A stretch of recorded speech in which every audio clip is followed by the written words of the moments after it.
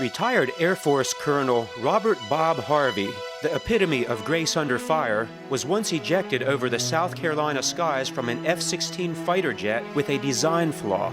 Even though badly bruised, Harvey just took a couple of days over a holiday weekend to recuperate from the ordeal before heading back to work.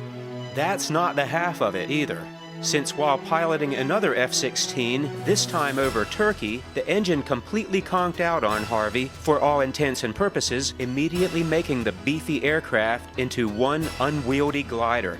Harvey is one of only a handful of pilots in the world to successfully maneuver an engineless F-16 back to Earth.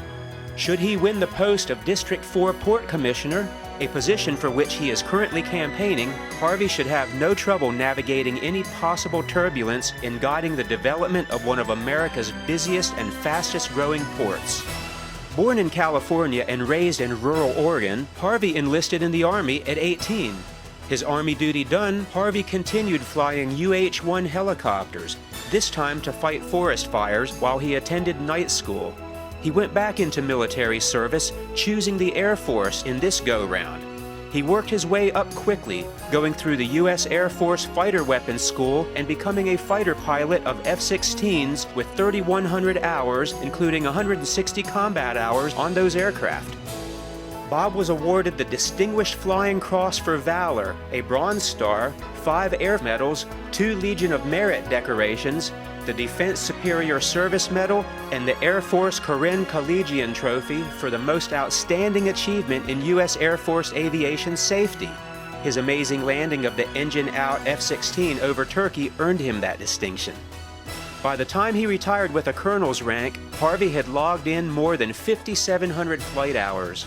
During his Air Force service, he was responsible for airfields in Phoenix, Arizona, and overseas in Korea and Japan. His duties included full responsibility for all aspects of airfield operations, including safety, quality assurance, crew scheduling, maintenance, and budgeting. That experience in logistics should serve him well were he to win the Port Commissioner's job. This National Defense Fellow served as an analyst on the Joint Staff at the Pentagon and as Senior Air Advisor to the Army Commander during the war in Iraq.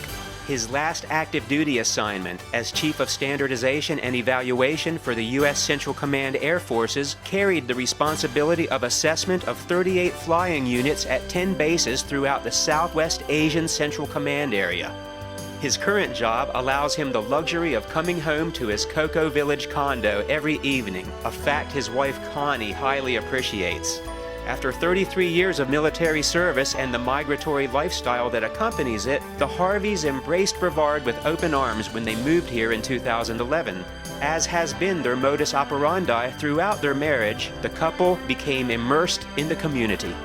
"As soon as Connie and I touch down somewhere, we get active," says Harvey, who has served on the board of directors of the Melbourne Regional Chamber of Commerce, Prevent of Brevard, and on the City of Coco's Brownsfield Advisory Council. Connie is a member of Coco's Board of Adjustment and serves on the board of her condominium association. She works with the American Red Cross on a national level to raise awareness of water and swimming safety. "We love our Brevard community and have made it our forever home," says Harvey. In fact, Harvey has written the book about his beloved Cocoa. Cocoa, Florida, A History is his well-researched celebration of this singular town.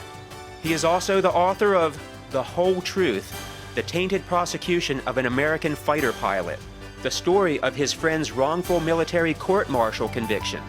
Harvey played a pivotal role in the case, successfully lobbying the Air Force to overturn the conviction. Although he is way too young to be a member of the greatest generation, he shares the philosophy of service of that era.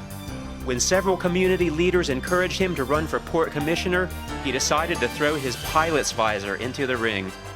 "I believe the Port Authority should embrace and work with local communities," says Bob. "I will do my utmost to ensure the Port Authority abides by its charter and truly serves our community. I love where I live, and this is another opportunity to serve."